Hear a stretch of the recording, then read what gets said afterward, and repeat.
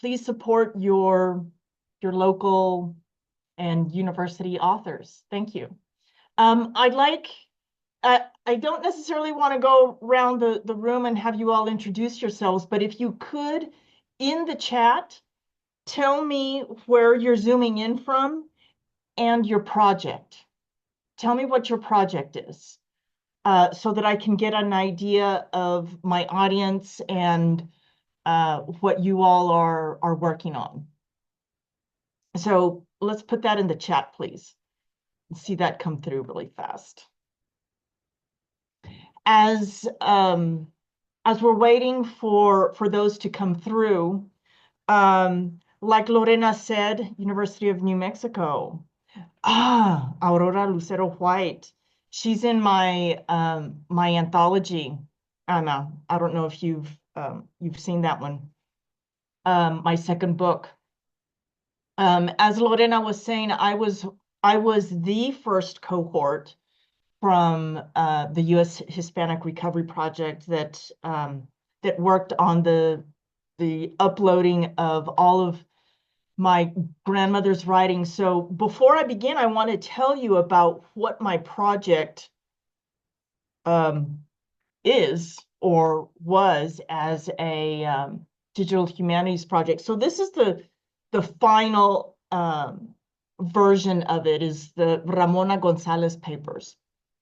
But we'll say 8 years ago, my family, my tia actually pulled out a box. We like to call it a magic box of over 750 pages of my grandmother's writings. Now, my grandmother was born in 1906 in Barrio, Chihuahua, in South El Paso. And I'm going to keep this story short so that I can get more to the crux of the presentation. But throughout my grandmother's life, she had always wanted to write. And it was in her late 50s, probably early 60s, that she started writing.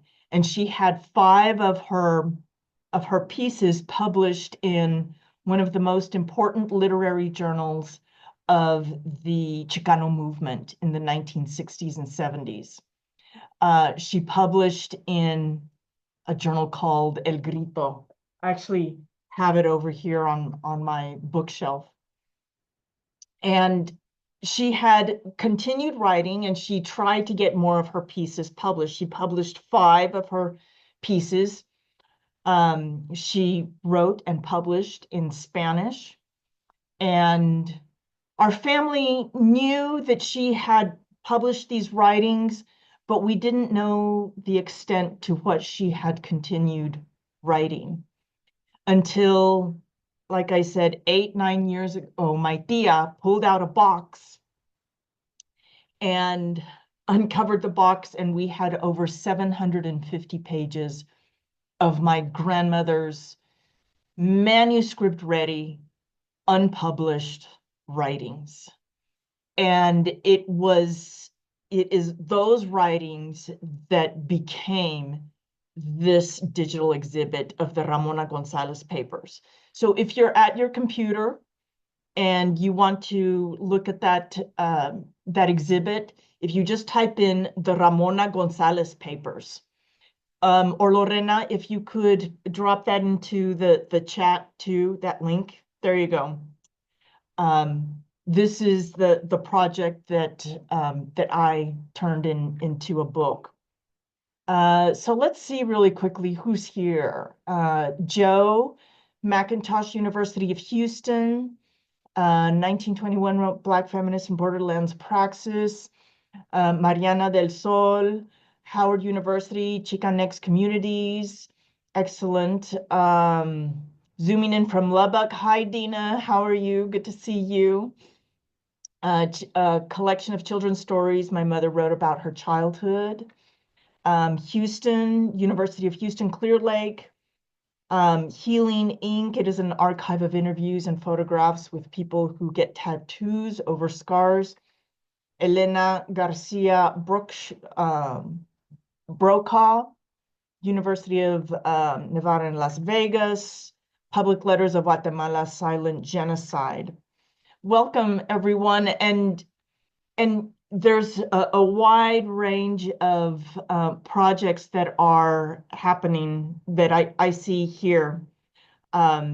So one of the first things that I need to say about the process of imagining your digital project and putting it into a book is, number one, that you imagine it.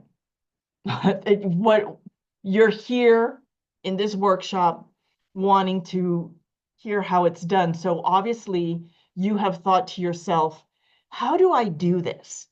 How do I put this project into a book? And my process may be a little bit different than yours, because my project had to do with my grandmother's writings, literary writings, and I see that some of you have letters, images, stories, but the first step is to, of course, imagine it and then complete the digital humanities project.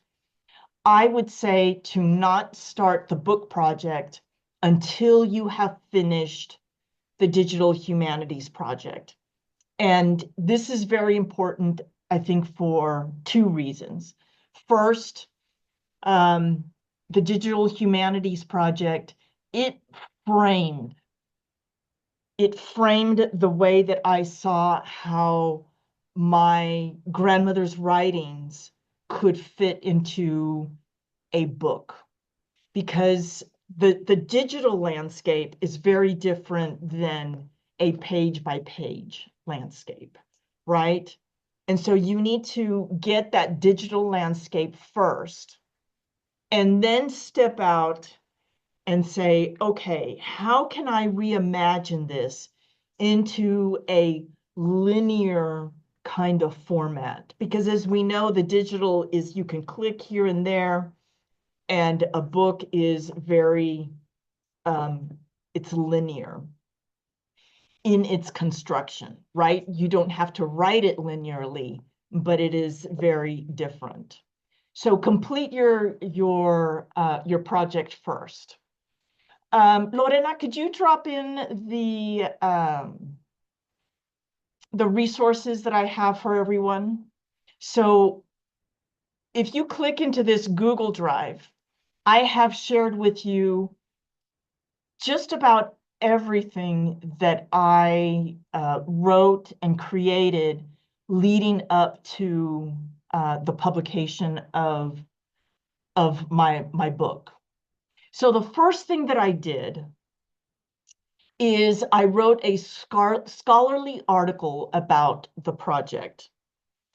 And this article is called Rhetorical Herencia, Writing Toward a Theory of Rhetorical Recovery and Transformation.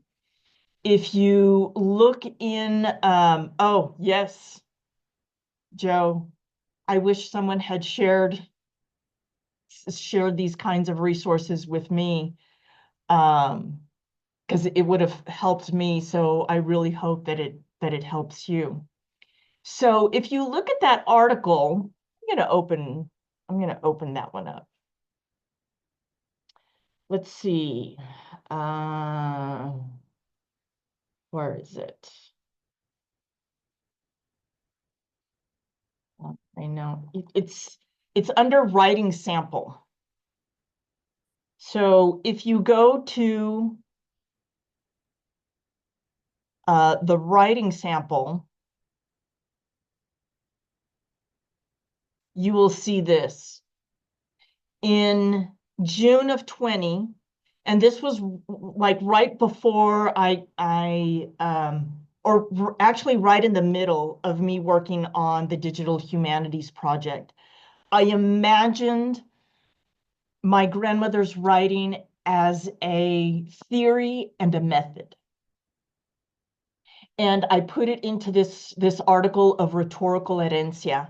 And pretty much what I was arguing and saying is that these writings that my grandmother left me are not only my herencia, but it's a way to see community in these Chicanx spaces.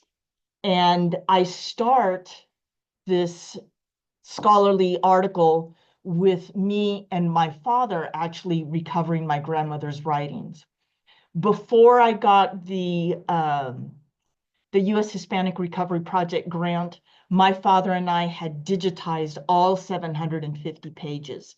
So that gave me a bit of an advance step in the Digital Humanities Project because I already had all of my grandmother's writings digitized.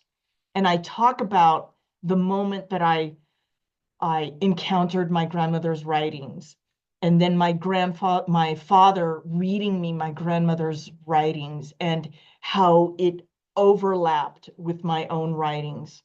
So if you want to see how I put my digital humanities project into a scholarly journal article, this is how you can read this here. The next step, and before I go on to the next step, I also want to say it doesn't always even have to be a scholarly journal article. It can even be a magazine article or something like that. But writing an article about your project will help you conceptualize it into a narrative. And that narrative that you wrote the grant proposal, start with that, because that frames your project. And it's a struggle. It's a struggle. It's not easy to extract that and then go to an article. Because once you do the article, then maybe you have a chapter for your book. Let's see, what do I have next? I have a bunch of screens here open, so. Okay, so what I have next here is once I published a scholarly journal article, I started looking for publishers that align with my topic.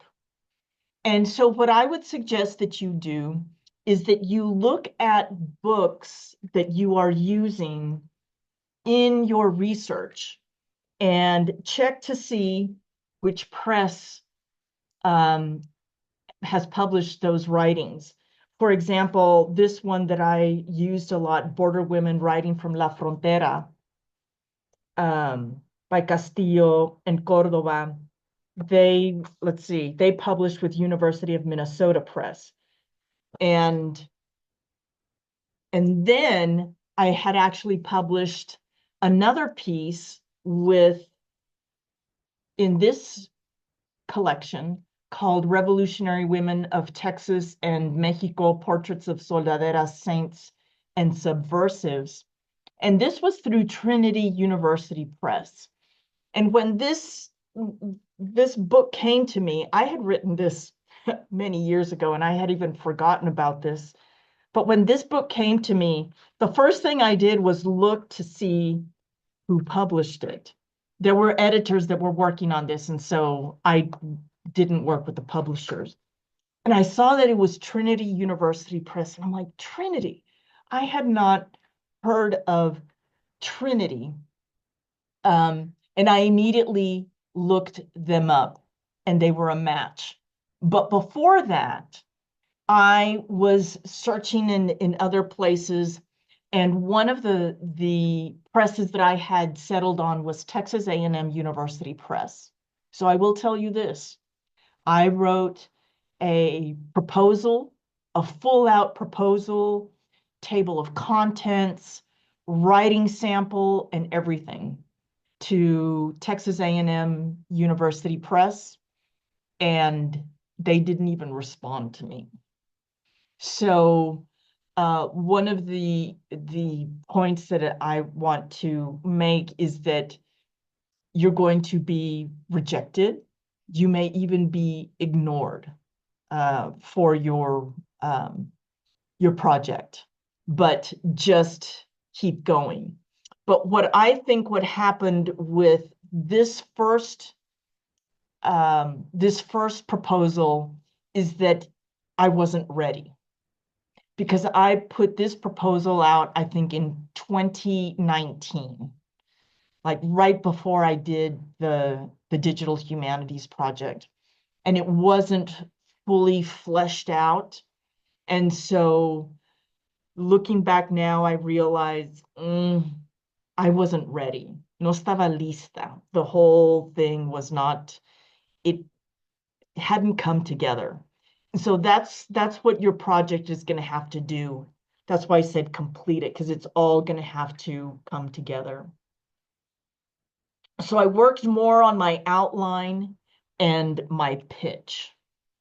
And let me actually stop sharing here, escape, get out of this, and go to so here, if you will look at the book query, let's see. It's kind of hard to see everything here. Okay. I'm going to start here. You're going to have to write a letter to the press. I did a cold submission. In other words, I didn't communicate with anyone at Trinity. I submitted it. I submitted it into their submission portal. And I kept my letter to the editorial board to 1 page. And I would suggest you do the same. You don't want to give them 3 pages. And this, you're really going to have to narrow down what it is that you're doing in your book. This is the key. Notice here that at this point, I already was working on the Digital Humanities project, or I had already completed it. And notice I have 2 things here, 2 very important points. Questions. Using a combined approach of translation, writing of history through personal and family narrative and analysis, this project addresses 2 important questions. Uno, dos. I have it there among the query uploads, and then I tell them what I'm uploading, because they asked for quite a few things. And I'm going to show you that in just a moment. But keep your letter to the editors to 1 page, because they already have an array of documents that they're going to be looking at. So keep it short. There's my example.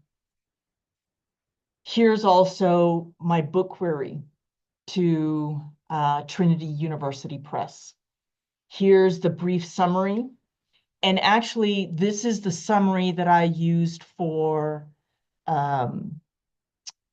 University of Houston, my proposal. So I would say that you can use that material from your proposal to the U.S. Hispanic Recovery Project as the springboard to your proposal. And then here is my author bio. I think this is the most important part. And I think I've uploaded this 2 or 3 times in there. But this is the table of contents and how I imagined the book. This is extremely important. I worked on this, like I said, to Texas A&M Press. I didn't have this very well defined. Here I have it really well defined. And what I want you to see is that my chapter 1, 2, 3, 4, and 5, none of those titles remained. None of those titles remained. And so your book, even when you submit it to the publishers and they say, yes, we accept it, it's going to change. Here I have chapter 1 as a textual and historical trenza, braiding intergenerational voices. My first chapter is introduction. Abuela, sí estás aquí. Grandmother, yes, you are here. So this is one point that I want to also make. My titles here in the proposed table of contents of the book were very academic. And the more that I thought about who I wanted my audience to be, I wanted to have a much wider, non-academic audience. And so a lot of this very academic language went by the wayside because this kind of academic language does not attract a larger reading audience. And so that's what I did is I simplified. None of these titles remain. None of these titles remain. And even here, because I had proposed that Adiós Barrio Chihuahuita be in there, El Funeral de Pancho el Policía del Barrio Chihuahuita, this one didn't even make it in there because it was too much. Let's see, Frontera Folklore of Barrio Chihuahuita. This actually did stay. Por vida de estas santas cruces, yo viví en estos barrios. And they agreed to publish my grandmother's writings bilingually, en español, al igual que en inglés. Chapter 4, it remained as like tienditas, about the tiendita, but it was a very different title. Here I have tienditas as spaces of cultural exchange. The title is González Grocery, El alma de mi corazón. So I made it more, what happened is as I started writing the book, because by the way, what I submitted to them, I did not even have a manuscript. I had a writing sample, but I didn't have a manuscript.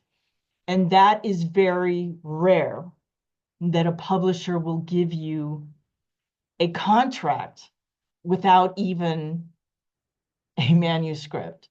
They liked my project so much that they said, can you give us a full manuscript in 1 year? And I did. So here are some other pieces that I had proposed to put into the book, and some of these did make it. So what I would suggest to you is that you do get my book and that you see my book proposal and how it's different. It's going to evolve and change as you're working on it. let's see, what else do I have? Let me go back to the PowerPoint to kind of guide my thoughts here.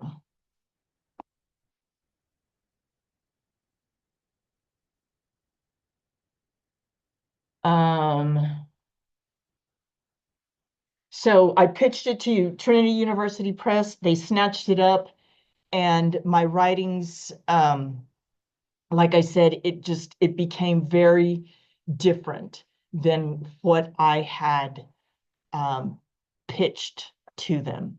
So don't be afraid about that. It's going to change and maybe become something different. And you'll want to work closely with your editor to check in and see how the chapters are flowing, how they're coming. But I think that this is an important point, is that it was completely different than what I had proposed. Because I think even as I started writing the book, the concept of how I imagined this book different than the digital space just completely transformed. Here's some quick advice, and then I'm going to open it up for questions that you all have of me. Some quick advice. Think seriously about your audience.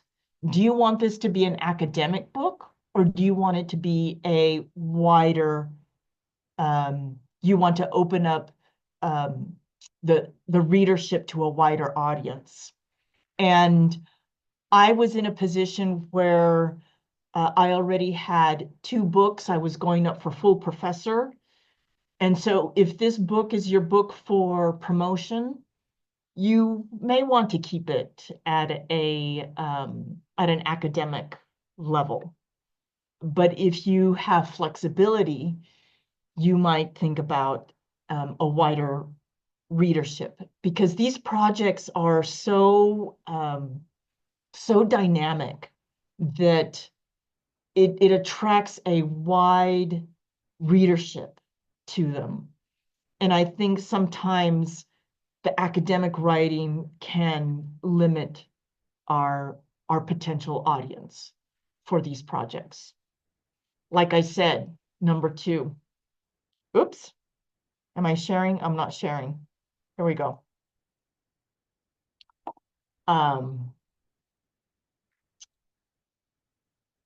Let's see, slide. Let's see, view, slideshow.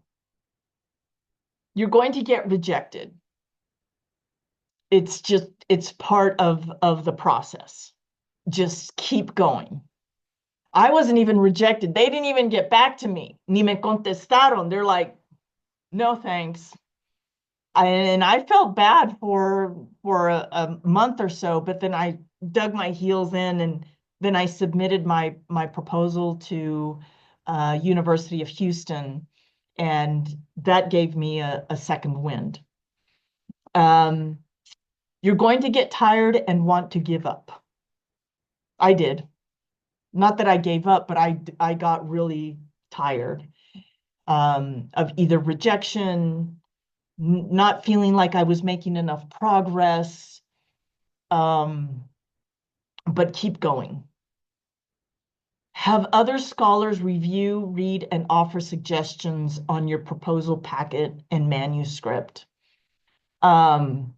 My partner is an excellent reader and editor, and he gave me some hard feedback that I didn't necessarily like to hear, but he was right. And the suggestions that he was giving me is that my language was too academic. I wanted a wider audience, but I was still writing very academic. And he said, you've got to simplify it. You've got to simplify it. And so I kept having to pull back and pull back. But I think what's what's come from this book is something that's much more readable for a wider audience, like I said. Our writing always needs an editor, always. And I'll tell you, in this book of translations, I had multiple editors. There was my partner who was constantly looking at my work, then the editor of the press giving me feedback, and then the copy editor, and then even the copy editor had a copy editor, especially with the Spanish. And so what I'll say to that is be open to the suggestions that they're making. Don't be so married to, ay, pero tiene que ser así. It has to be like this. People who are reading your writings, they have a different view, and they're also reading it as a reader. And I was also very close to this project. Sometimes the suggestions that were made to me, I will say, I sometimes took personally because, me están ofendiendo a mi abuela, you know.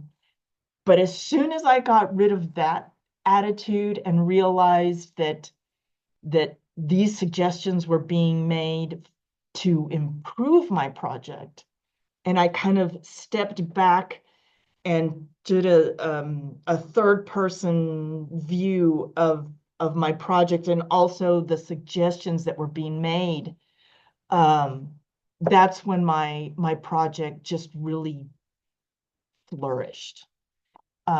So be open to suggestions, to a little bit of criticism, critique, and your project will make it. It'll make it into a book.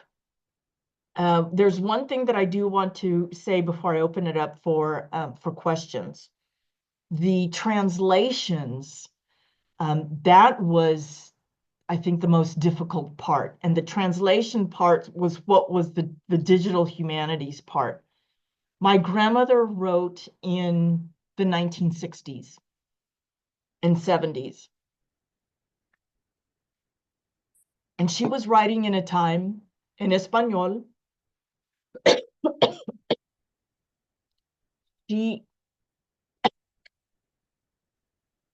didn't have the accents.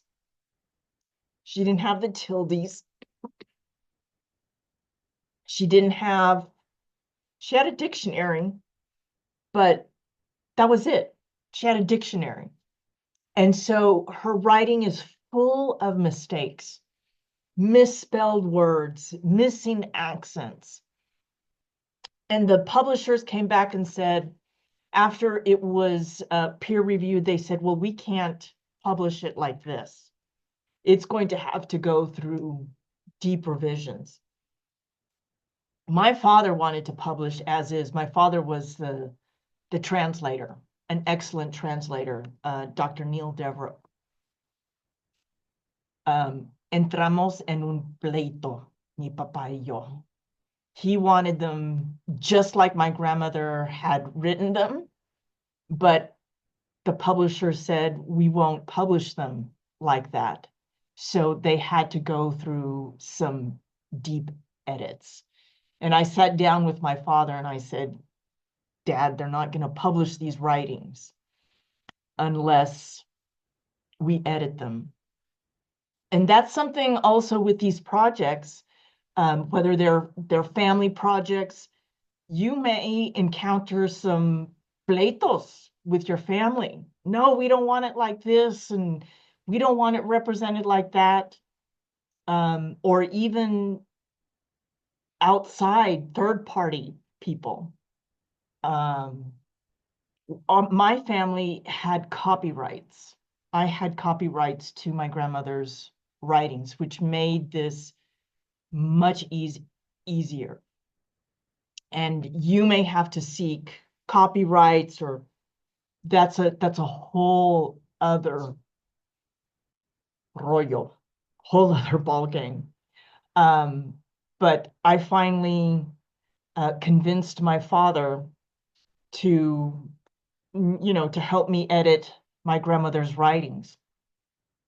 But then when I showed him, he had not seen my digital humanities project. He didn't know that my grandmother's writings were out there to the public with her original writings were out there. And he told me, luego me dijo, pues me hubieras dicho, you should have told me that your grandmother's writings were out there. Because what was important for him, and he's right, that these are historical texts. You're working with historical texts, primary texts. And you have to be true to those. So the writings in here of my grandmother, Por vida de estas santas cruces made it in there, and Mi tiendita, both en español y también en inglés, they've been edited, but you can go to the Digital Humanities Project and see my grandmother's original writings in there. There's one more point that I want to make. ADE. Have you heard of the ADE? The Association of Documentary Editing. Write that name down. When I had questions of how to edit or document these primary writings, MLA, Chicago only goes so far. So look into the Association of Documentary Editing, because they have guidelines as to how to edit and document primary documents. And I found them out of, having this pleito with my dad. My dad was right, but I prevailed in getting her pieces edited. I knew my abuela wanted these writings edited. So I'm going to stop there and actually also stop sharing. And we have about 15 minutes. I'm open to any kind of questions. If there's something that I didn't cover, I'm here to answer your question. That was a lot. This was a 2-year process that I just presented in 45 minutes. If there's something that you'd like to know. You can either raise your hand or put your question in the chat if you don't want to say it out loud, or if you want, you can just, we've got a small enough group, or a good size group, so I think if you unmute yourself and ask, that would work so as well. Thank you, Marina. Marina del Sol. How beautiful.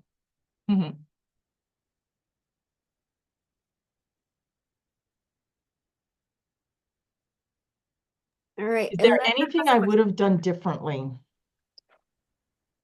No. At this point, no. I'm glad I was rejected. I'm glad I was rejected, because that told me that my project wasn't ready. I wasn't ready.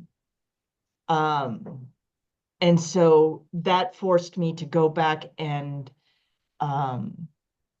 do the work of really making my project smoother, more accessible, because you know what your project is, but how do you explain it to other people? That's the tough part right there. I don't think I would have done anything differently. Like I said, I knew that I had to finish the digital humanities project before I started the book. And I think that's why I got rejected from Texas A&M, because I hadn't, my documents of my grandmother were not in the order that they needed to be in.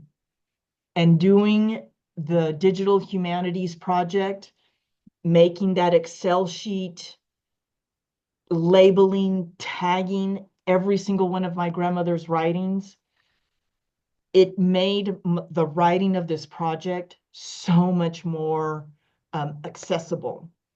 Because I remember when I was writing the proposal to Texas A&M Press, I would have to go and search all of my grandmother's writings. Where is that one? ¿Dónde está? I can't find it.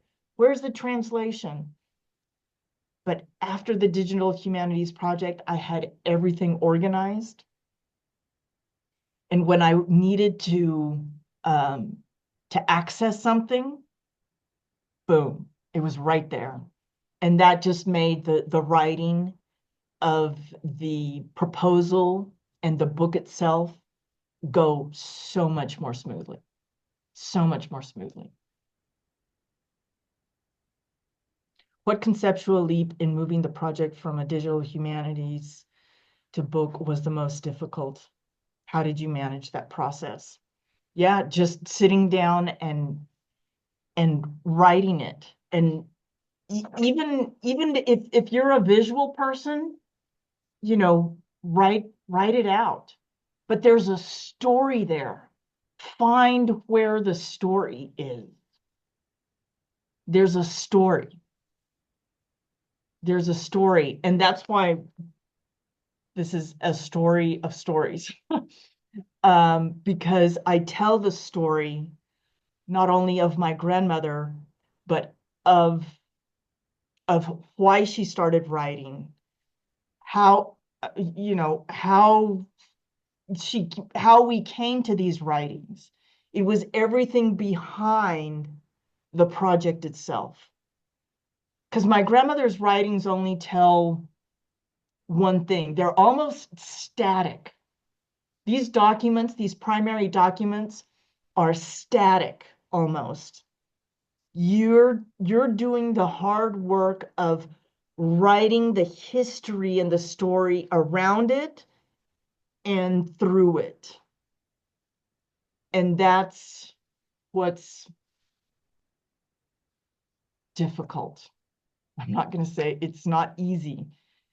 And you just have to try and keep at it and keep at it. But when it makes sense to people other than yourself, that's when you know you've got the formula. From beginning to end, we found these documents in 2015. And the book was published in August of 2024. So almost 9 years of working on this project did I finally get it into the final project of a book. So it's going to be slow and laborious, but don't give up, because your story, your project will find a place.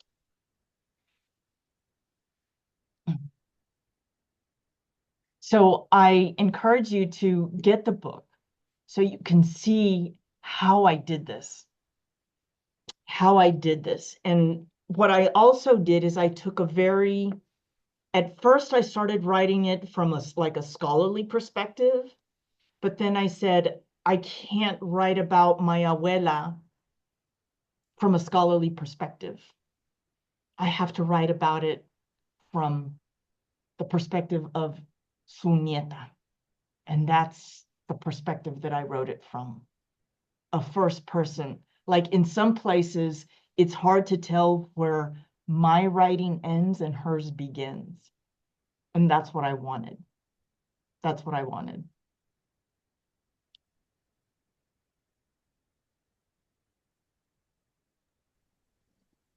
Any more questions? I want questions. I have one. Yes. So can you talk a little bit, Cristina, about how you worked on the scope for each project? So because for the digital humanities and then also for the book, what did you end up having to cut out, and when did you determine that you were done with the digital humanities aspect of it and that you were ready to jump into a book, and what makes it into what and what not? That's a really good question. So everything made it into the digital humanities project. This was why the U.S. Hispanic Recovery Project and these digital projects are so amazing, because you can put everything in there. All of my grandmother's writings are in the Ramona Gonzalez Papers. 750 pages could not make it into this book. And so I realized that I was going to have to be very selective about what made it in there. And I had to ask myself, what are the most crucial and pivotal pieces of my grandmother's writings? And I have them in there in the resources that I shared with you. Por vida de estas santas cruces, yo viví en estos barrios, and also Mi Tiendita, but also some of her shorter writings. And that's in chapter 3. So I had to cut.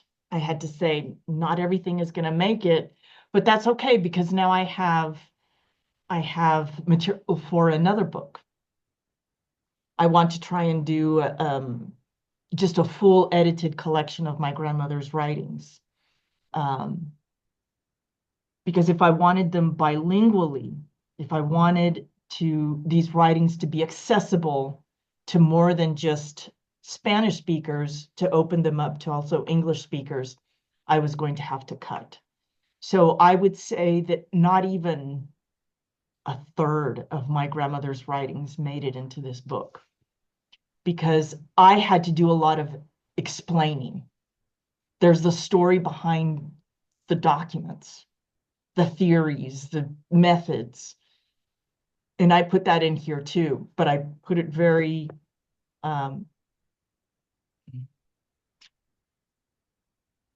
not academic, but not. It's hard to explain. You need to get the book to read to see how I did that. But yes, I had to cut. And once I saw the Digital Humanities Project done, that's when I said, okay, now I'm organized enough to write this project. And you'll know if you start writing the proposal and you're kind of lost, it's not ready yet. It's not ready yet.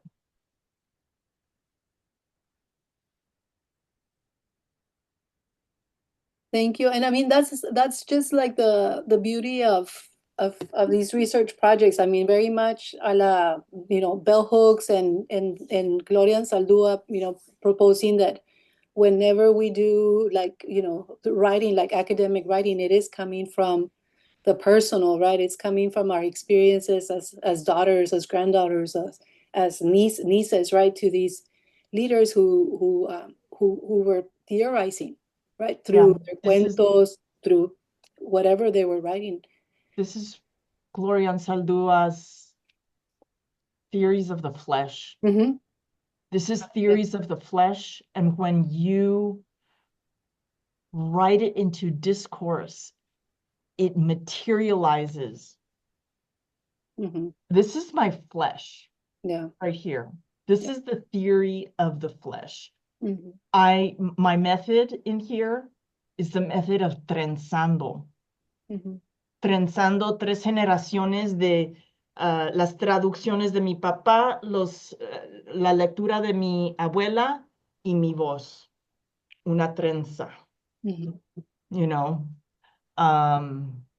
And so it's the flesh made material. Yeah. That's what you all are working on. And that's why it takes, es un reto, it's a struggle. Yeah, but I really like what what you're proposing, and I think I see, you know, Ana Nogar, who's here also, she has, when she came to us, she also already had like a book project that she's working on. And when you do also like the digital project that attaches to it, it's just all the more powerful, because then we are expanding that the audiences for those books and the reach for those works, which in the end is ultimately what we are trying to achieve with this academic, you know, rigor, you know, research that we're involved in. Absolutely, because in this book, I was able to cite my grandmother's writings. Mm-hmm. I cited them from the exhibit. The citations are in here. So I'm not just referencing some documents, even sitting at um, in a special collections. People can go to the links and cite them. And so that's amazing in itself. And next Monday, I'm going to be at UT Austin.